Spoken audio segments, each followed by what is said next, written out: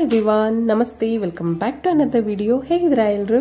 ಮಾವಿನ ಹಣ್ಣು ಸೀಸನ್ ಮುಗಿತಾ ಬಂತು. ಮಾವಿನ ಹಣ್ಣು ಶಿಕರ್ಣಿನೇ ಮಾಡಲ್ಲ ಅಂದ್ರೆ ಹಂಗೆ ಹೇಳಿ ನಾನು ಇವತ್ತು ಮನೆಯಲ್ಲಿ ಶಿಕರ್ಣಿ ಮಾಡ್ತಾ ಇದ್ದೆ. ಹಾಗೆ ನಿಮ್ಮ ಜೊತೆಗೂ ಈ ರೆಸಿಪಿನ ಶೇರ್ ಮಾಡ್ಕೋಬೇಕು ಅಂತ ಅನಿಸ್ತು, ಶೇರ್ ಮಾಡ್ಕೋತಾ ಇದ್ದೀನಿ.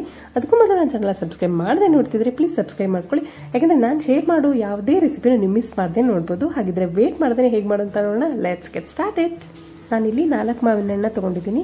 4 ಹಣ್ಣಾದರೆ ಆರಾಮಾಗಿ 4ರಿಂದ 5 ಜನ ತಿನ್ಬೋದು, ಅಷ್ಟಾಗುತ್ತೆ ಇದು.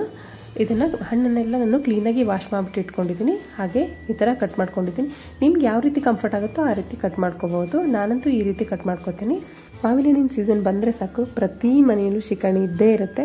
ಕೆಲವರು ಕಾಂಬಿನೇಷನ್ಗೆ ಹೋಳಿಗೆ ಮಾಡಿದ್ರೆ, ಇನ್ನು ಕೆಲವರು ಚಪಾತಿ ಮಾಡ್ತಾರೆ, ಇನ್ನು ಕೆಲವರಂತೂ ಹಾಗೆ ತಿನ್ನೋದಕ್ಕೂ ಮಾಡ್ಕೋತಾರೆ. ಮಾವಿನ ಹಣ್ಣು ಅಂದರೆ ಯಾರಿಗಿಷ್ಟ ಇಲ್ಲ ಹೇಳಿ?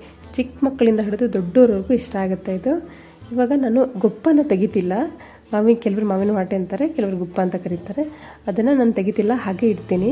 ಇವಾಗ ಮಿಕ್ಕಿದ ಹಣ್ಣನ್ನೆಲ್ಲ ಈ ಥರ ಕಟ್ ಮಾಡ್ಕೊಂಡಿದ್ದೀನಿ. ಗುಪ್ಪನ ತೆಗಿಬಾರ್ದು ಯಾವಾಗಲೂ. ಒಂದ್ಸಾರಿ ನಾ ಹೇಳಿದೆ ಅಂತ ಹಾಗೆ ಬಿಟ್ಟು ನೋಡಿ, ಶಿಕರ್ಣಿ ಮಾಡಬೇಕಾದ್ರೆ ನಿಜವಾಗ್ಲೂ ನೀವು ಮತ್ತೆ ಇನ್ನು ಯಾವಾಗಲೂ ಗುಪ್ಪ ತೆಗಿಯೋದಿಲ್ಲ, ಹಾಗೆ ಬಿಡ್ತೀರಾ.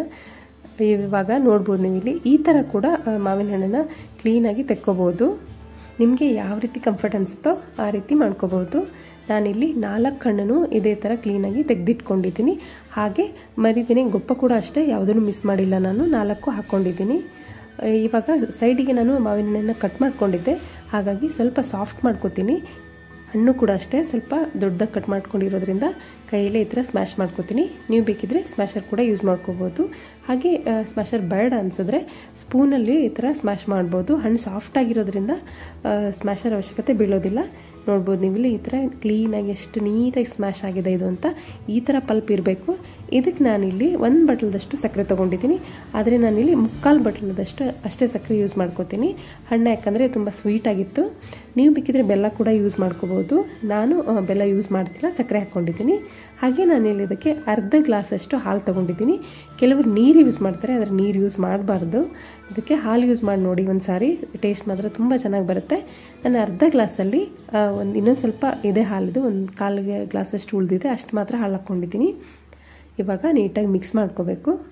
ಒಂದು ಸಾರಿ ನಾನು ಹೇಳಿದೆ ಅಂತ ಹಾಲು ಹಾಕಿ ನೋಡಿ, ನೀರು ಮಾತ್ರ ಯೂಸ್ ಮಾಡಬೇಡಿ, ಟೇಸ್ಟ್ ಚೆನ್ನಾಗಿ ಬರುತ್ತೆ.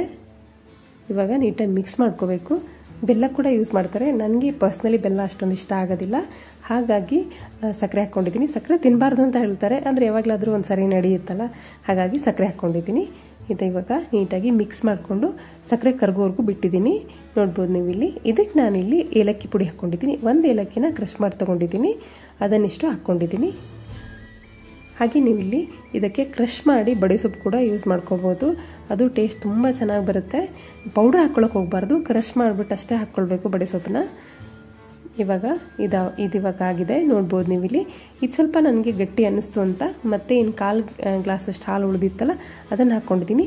ನಾನಿಲ್ಲಿ ಕಂಪ್ಲೀಟಾಗಿ ಒಂದು ಅರ್ಧ ಗ್ಲಾಸಷ್ಟು ಹಾಲು ಹಾಕ್ಕೊಂಡಿದ್ದೀನಿ. ನಿಮಗೆ ಎಷ್ಟು ಹಾಲು ಬೇಕೋ ಅಷ್ಟು ಹಾಲು ನೀವು ನೋಡಿಕೊಂಡು ಹಾಕ್ಕೊಳ್ಬೋದು. ಹಾಗೆ ನಾನಿಲ್ಲಿ ಸಕ್ಕರೆನ 1 ಬಟ್ಲಷ್ಟು ತೊಗೊಂಡಿದ್ದೆ, ಅದರಲ್ಲಿ 1/4 ಬಟ್ಲಷ್ಟು ಸಕ್ಕರೆನ ನಾನು ಉಳಿಸಿದ್ದೀನಿ. ಅಂದರೆ 3/4 ಬಟ್ಲದಷ್ಟೇ ಯೂಸ್ ಮಾಡ್ಕೊಂಡಿದ್ದೀನಿ. ಹಾಗೆ ಇದು ಸ್ಪೆಷಲಾಗಿ ಉಪ್ಪು ಹಾಕ್ಕೊಂಡಿದ್ದೀನಿ, ಸ್ವಲ್ಪ. ಇದು ಟೇಸ್ಟ್ನ ಜಾಸ್ತಿ ಮಾಡುತ್ತೆ. ಮಿಸ್ ಮಾಡ್ದೇ ಉಪ್ಪು ಆ್ಯಡ್ ಮಾಡ್ಕೊಳ್ಳಿ. ಉಪ್ಪು ಹಾಕ್ಕೊಂಡ್ರೆ ಟೇಸ್ಟ್ ಮಾತ್ರ ತುಂಬ ಚೆನ್ನಾಗಿ ಬರುತ್ತೆ. ಹಾಗೆ ಗೊಪ್ಪ ಕೂಡ ಅಷ್ಟೇ, ಮಿಸ್ ಮಾಡಬೇಡಿ. ಇವಾಗ ನಮ್ಮ ಮನೇಲಿ ನಾನು ಮಾಡೋ ಶಿಕರ್ಣಿ ರೆಸಿಪಿ ರೆಡಿ ಆಯಿತು. ಈ ರೆಸಿಪಿ ನಿಮಗೆಲ್ಲ ಇಷ್ಟ ಆಗಿದೆ ಅಂದ್ಕೊಂಡಿದ್ದೀನಿ. ಇಷ್ಟ ಆದರೆ ನನ್ನ ಚಾನಲ್ನ ಮರಿತೀನಿ ಲೈಕ್, ಸಬ್ಸ್ಕ್ರೈಬ್ ಮಾಡಿ. ಇದೇ ಥರ ರೆಸಿಪಿ ಜೊತೆ ಮತ್ತೆ ಬರ್ತೀನಿ. ಅಲ್ಲಿವರೆಗೂ stay healthy, stay happy. Sairam.